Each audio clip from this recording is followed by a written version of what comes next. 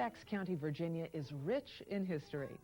When we think of the county and the people who lived here, we often think of George Washington, George Mason, Clara Barton, and the family of Robert E. Lee, whose land holdings and contributions to the county and the nation have been recognized and documented. In contrast, the role of African Americans in Fairfax County mainly has been overlooked, unchronicled, and forgotten. Have you ever heard of Frederick Foote, John Bell, or Mary Stuart? Well, these individuals were also notable figures in Fairfax County history. Part of the reason for their omission from history books is that the record of African American contributions is mostly oral. The majority of black people were denied educational opportunities equaling those of whites until the 1960s. As a result, the African American experience of living and growing together, sharing life's sorrows and celebrations as a community, has been passed down verbally from generation to generation. To recognize this oral tradition and preserve African American history in Fairfax County, BUFA, the Black Women United for Action, created a quilt.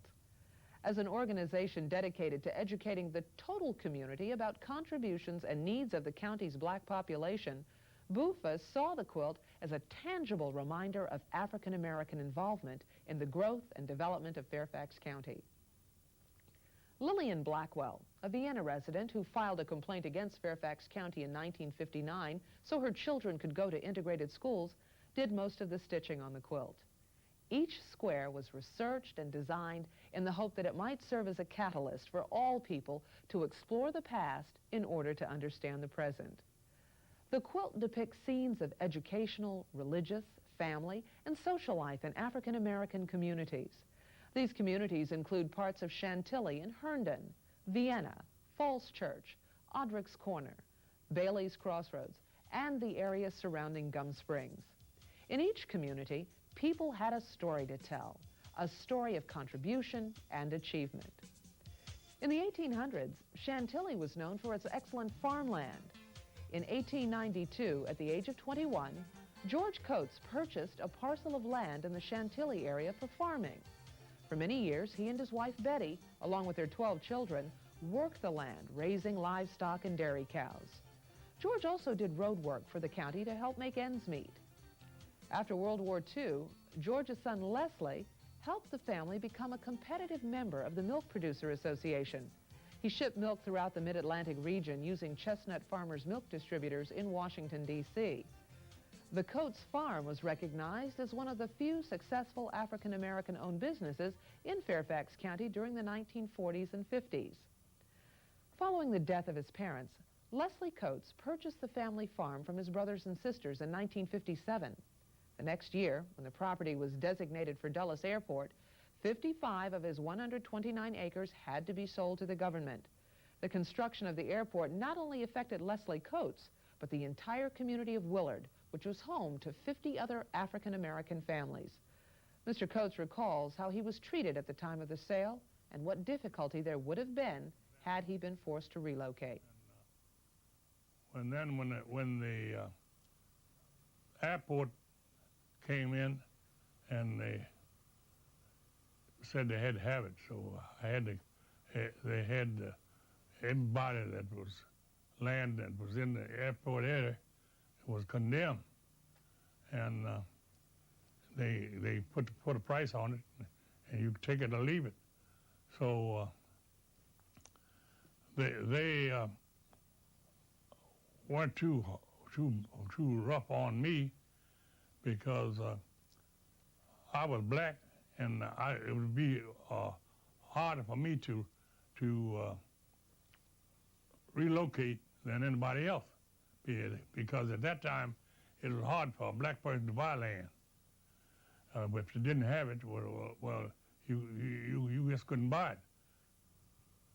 Progress has taken its toll on areas of the county in which African Americans settled.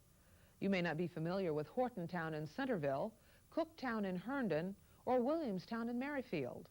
These were established black communities which dissolved as residential and industrial growth and mass development took over the county. Much of the farmland which offered economic opportunity and equality for black people has been developed into subdivisions, schools, and shopping centers, forcing many of the families out of their communities. In some instances, historical landmarks such as the Robinson family mill and slave block in Centerville have been destroyed in the name of progress. Today, the Mount Pleasant Baptist Church on Coppermine Road is in danger of being torn down to allow for growth and development in the Herndon area. Built in 1866, the year after the Civil War ended, the Mount Pleasant Baptist Church rests on its original foundation, but its fate is uncertain. Debate is ongoing between developers and concerned members of the community over whether or not to leave this church standing. One historical building in the Herndon area, which still stands as a private residence, is the Flores Colored School. Originally built in 1870 with slate floors and a pot-bellied coal stove, the school was rebuilt in 1932 with contributions from the Rosenwald Fund. Rosenwald was a philanthropist and the president of Sears and Roebuck Company, who subsidized the building of over 5,000 black schools in the South between 1914 and 1932. Mary Stewart, a black woman who taught at the one-room Flores Colored School for 42 years, instilled in her students a commitment to excellence. Her selfless acts of dedication included picking up children on the way from her home in Chantilly to the school in Herndon. Until 1932, she used a horse-drawn wagon. Then she drove a Model T Ford until the county provided school buses in 1937. Having no children of her own, Mary often let young people stay at her home so they could further their education. Another teacher and longtime principal of Flores Colored School was Ludy Coates, Leslie's wife. Ludy continued in Mary Stewart's footsteps, devoting herself to the education of black children and providing financial assistance for several students aspiring to higher education. It was individuals like these women, trailblazers who were willing to go the extra mile for the sake of education, who became forerunners of the NAACP and the United Negro College Fund. At the time of the Civil War, white families in Northern Virginia and throughout the country were divided over the slavery issue. Andrew Head and his son Brian owned Head's Hill Farm in Vienna, which at one point was used as a hospital for Union soldiers. Clara Ferris Williams inherited Head's Hill Farm. Clara was of mixed racial parentage. Her father, Brian Head, was white, and her mother was a black slave. Until she sold it in 1973, Clara, with her husband Alfonso, raised dairy cattle and operated an inn at Head's Hill Farm. At the end of the Civil War, several areas of Fairfax County provided diverse opportunities for African Americans, one of which was Vienna. Freedmen had their first chance to buy land, build homes, and have salaried jobs. During this time, there were many demonstrations of concern and loyalty between black and white families. Fairfax landowner Harmon Salisbury was the Union captain of a black regiment.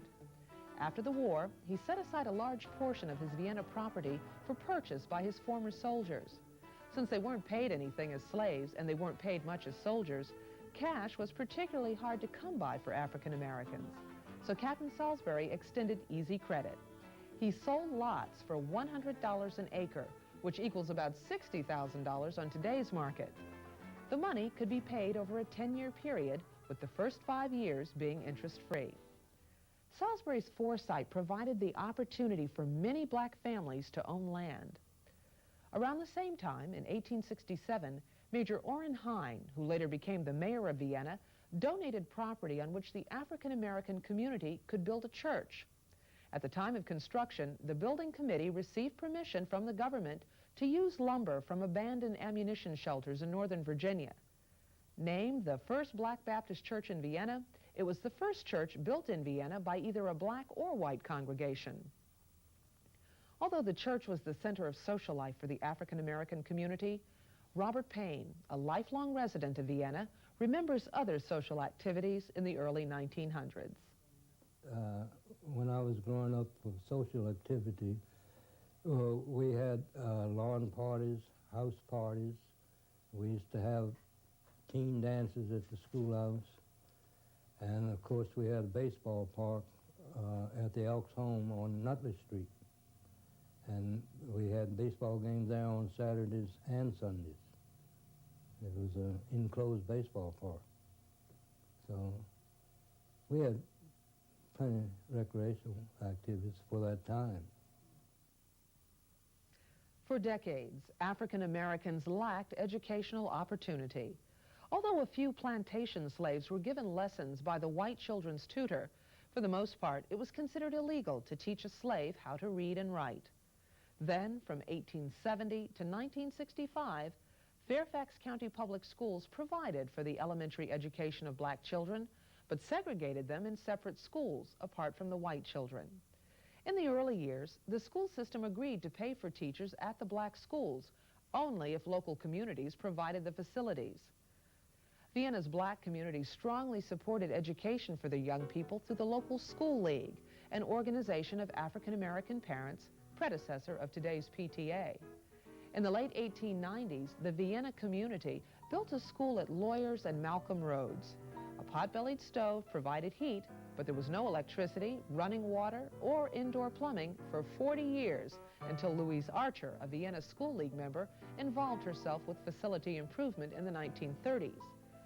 Louise Archer led several fundraisers to enable the Vienna School League to purchase land in 1938 from B.F. Salisbury, a direct descendant of Captain Salisbury. Completed in 1948, the school they built was one of the first modern schools for black students and had classrooms, restrooms, central heating, a kitchen, and an auditorium which converted into a cafeteria. The school was appropriately named after Louise Archer. Today, Seven Corners in Falls Church is a congested area with shopping centers, restaurants, and professional offices. However, this land had been a quiet country crossroads owned by Frederick Foote, an African American. Born into slavery near Burke, Virginia, Frederick Foote joined the Union Army soon after the Emancipation Proclamation in 1863. He served his military duty as a blacksmith in Fairfax County, and during his off hours, mostly nights, he worked on the Chesapeake and Ohio Canal. In 1864, Foote purchased 28 acres of land from his former owner at a reported cost of $565. In 1881, as the first black man to be elected to the Falls Church Town Council, Foote began to recognize the economic value of the land and, in his will, forbade his descendants to sell it. Pressured by high taxes and the interest of local developers, Foote's descendants received legal permission to sell part of the property in 1952.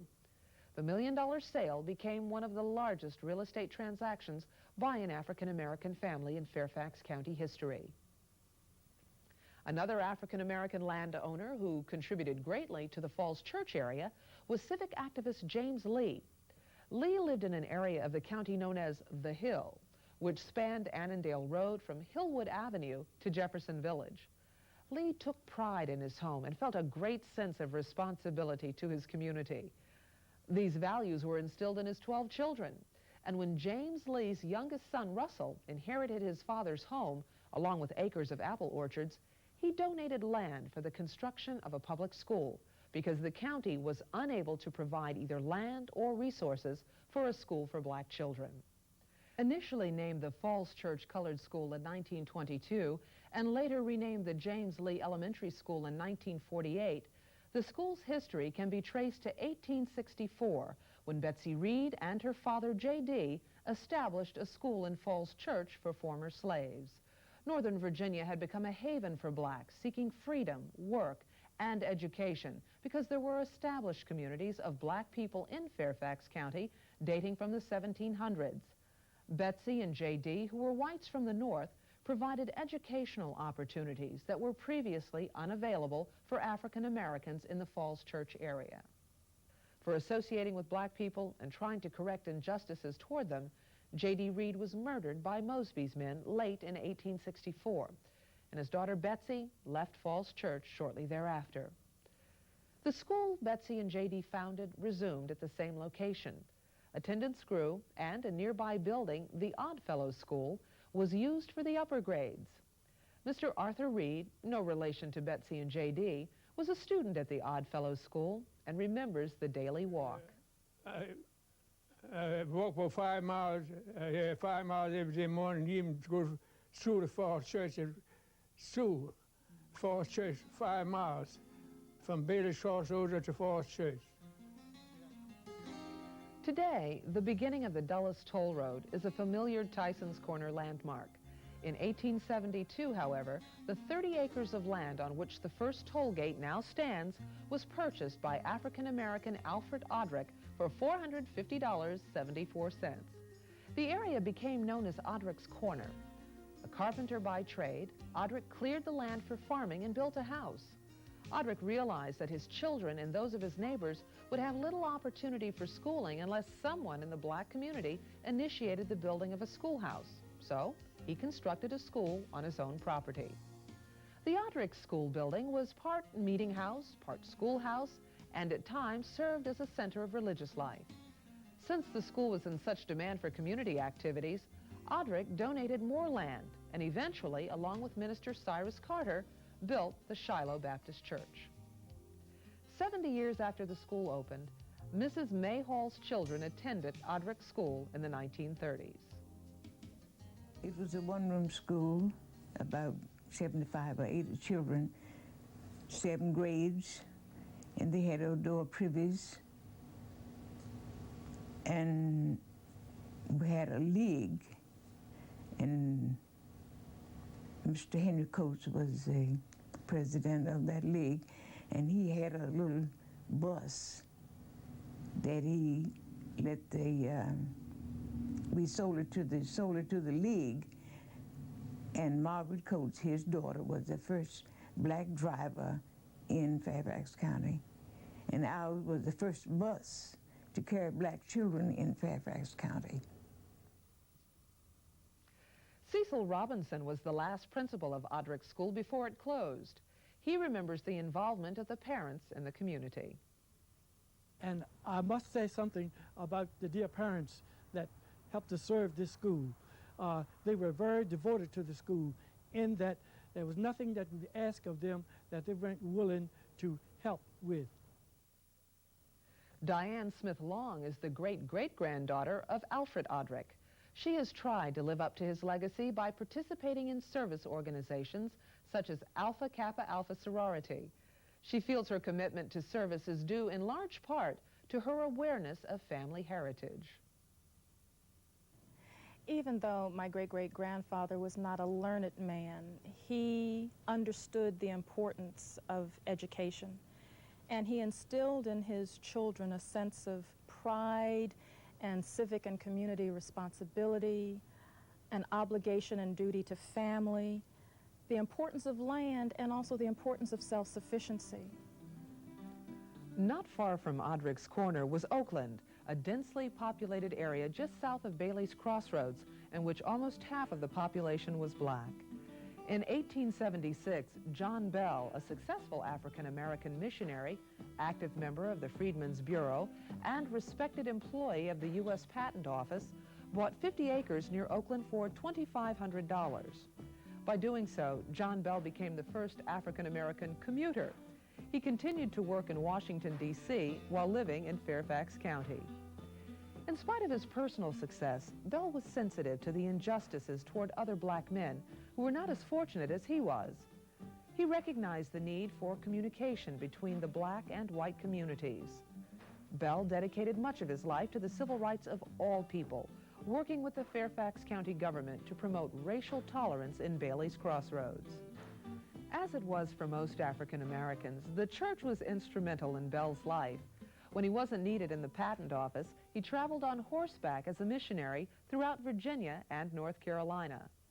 Although white congregations usually restricted black worshipers to a back row pew or balcony, Bell encouraged his friends not to accept these traditional designated areas as a way of life. Bell thought that all people should be free to participate in worship, not just observe, and as a result, organized the construction of separate churches for African Americans. Having been tutored by his former master when he was enslaved, Bell understood the value of education. Like Alfred Odrick, Russell Lee, and many others, Bell donated his own land for a school for black children. Built in 1880, the school became the first and only school to serve African Americans in the Bailey's Crossroads area for 40 years, until Warner Baptist Church was used as a school in 1920. Mr. John H. White recalls the lack of schooling for black students who wanted to go beyond the 7th grade in the first half of the 1900s.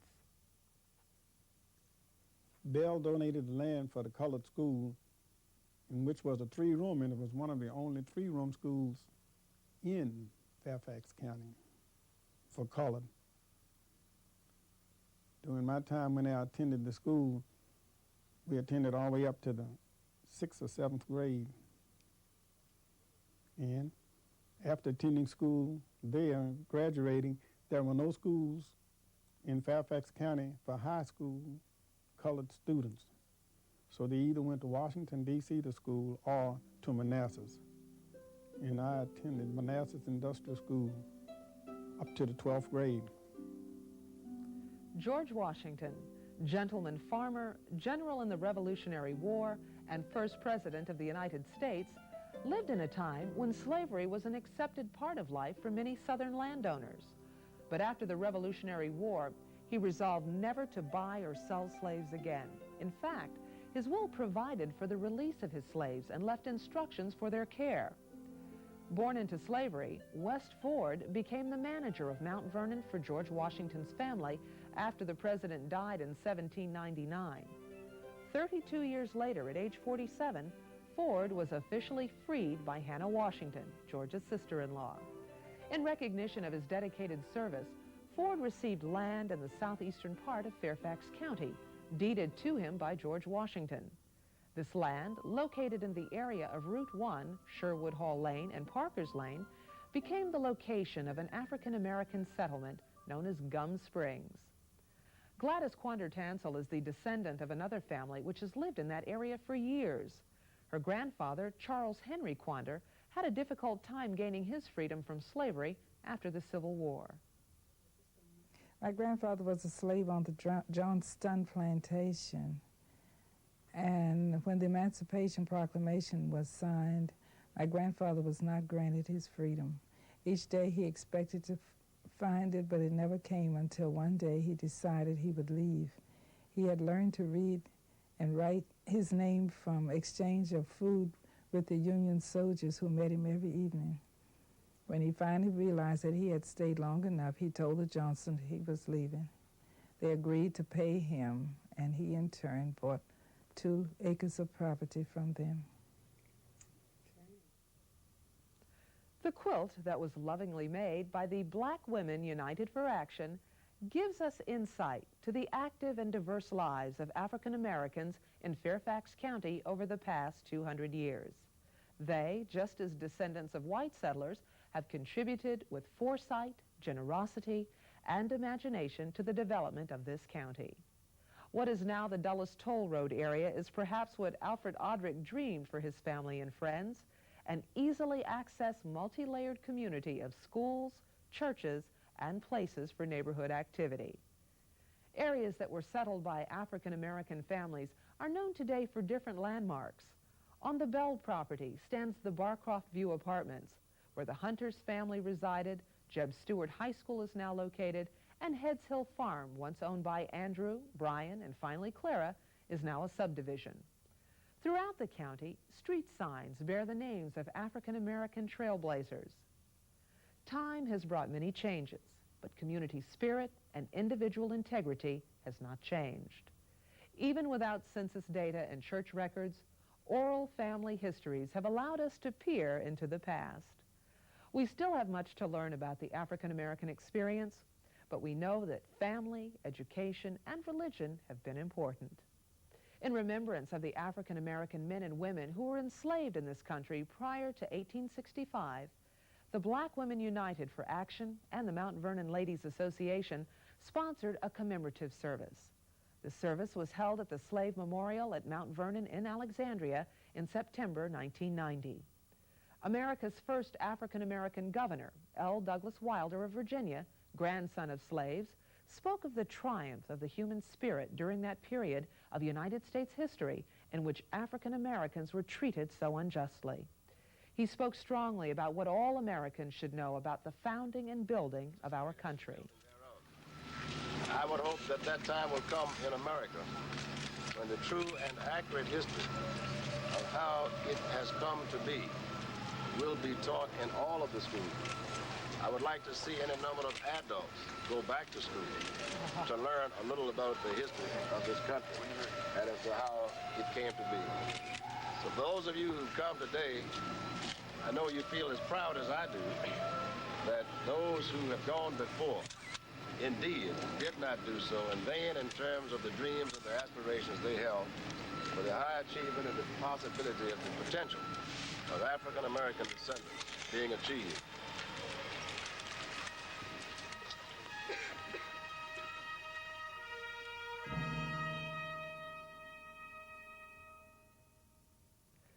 Let each of us take this opportunity to recognize and honor the contributions to Fairfax County by African Americans, contributions which have been ignored too long. African American achievement is nothing new in Fairfax County.